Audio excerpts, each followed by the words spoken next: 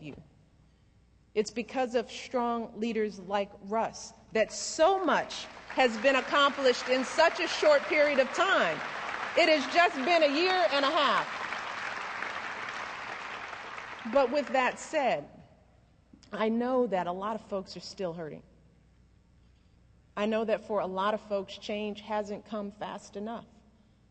And believe me, it hasn't come fast enough for Barack or for Russ either. Not when so many folks are still looking for work.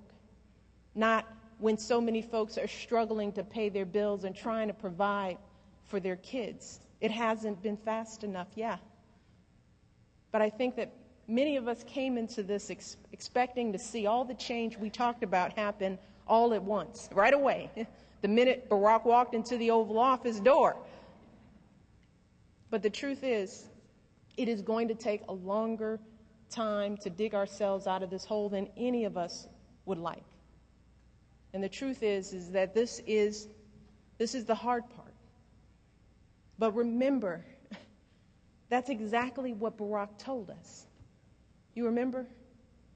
That's exactly what we all told each other during all those months on the campaign trail. He told us that what change is hard. He said change is slow. He said it doesn't just happen on its own. And we all understood that change takes struggle and sacrifice and compromise. Shoot, from the first days as a nation, every time folks have tried to make change, they have faced fear and doubt. They faced setbacks and disappointments.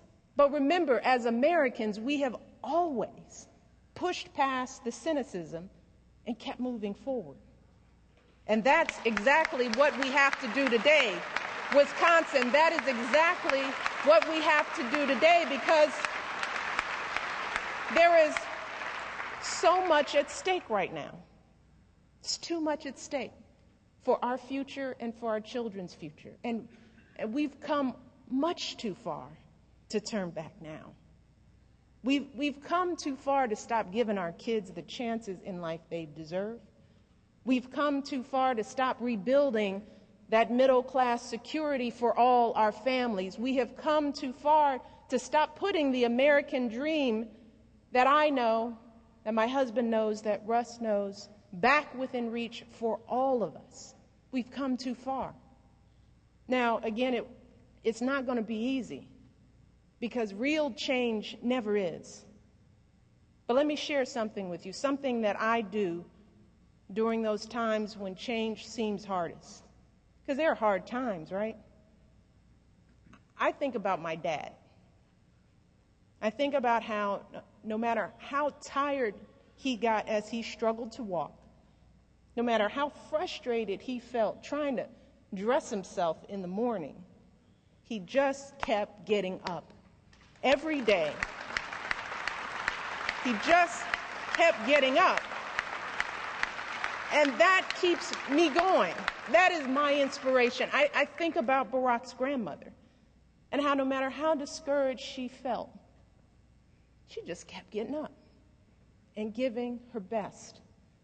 And I think about all the folks all over this country, just like her, just like my dad, who I've met over these past few years. The folks who work that extra shift, the folks who take that extra class, the folks who wake up every morning without complaint, without regret, and do everything they can for the people they love. Those folks inspire me every single day. And finally, I think about how we all felt on election night. I think about how we all felt on Inauguration Day. We were excited. We were energized. We were hopeful. We were fired up because we knew we had a chance to change the country we love for the better. And the truth is, we have that same chance, and we have that same responsibility today. The chance to continue the progress we've made, the chance to finish what we've started, because this election isn't just about all that we've accomplished these past couple of years. This election, Wisconsin, is about all that we have left to do in the months and years ahead. But here is something that I asked you all when I was on the campaign trail. I asked you to make sure you had my husband's back, right? I said, my husband can't do this alone. I'm giving him to you, right? You remember?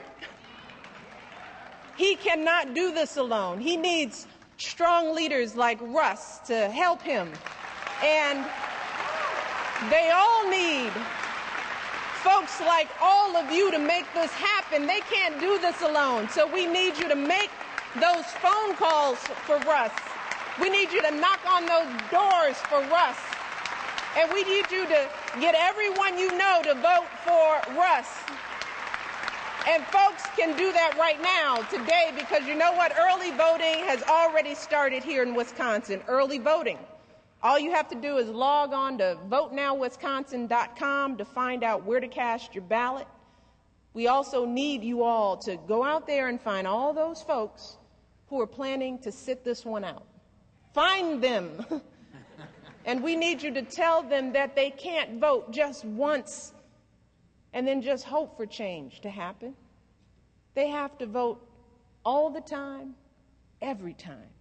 They've got to vote for their council members and their mayors and their governors and for senators like Russ Feingold. We need you to get those folks up.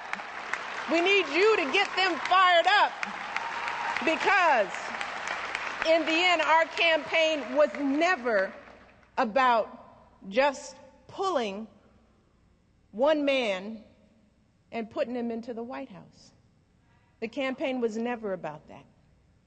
It was about building a movement for change, millions of voices strong, a movement that lasts beyond 1 year, one campaign. And let me tell you something, Wisconsin, if you keep standing with Russ and bringing folks together for Russ, if you're still as fired up and ready to go as you were 2 years ago, then I know that we can keep this movement going. I know we can keep that American dream alive. And years from today, our children and grandchildren will be able to look back and say that we kept faith with the values we were raised with, that we gave them the better life they deserved, and that we met our obligation to leave for them and for their kids and grandkids an America worthy of their dreams. Yes, we can, Wisconsin. Yes, we must. And yes, we will. So let's get it done. Thank you all so much. God bless you all. God bless America.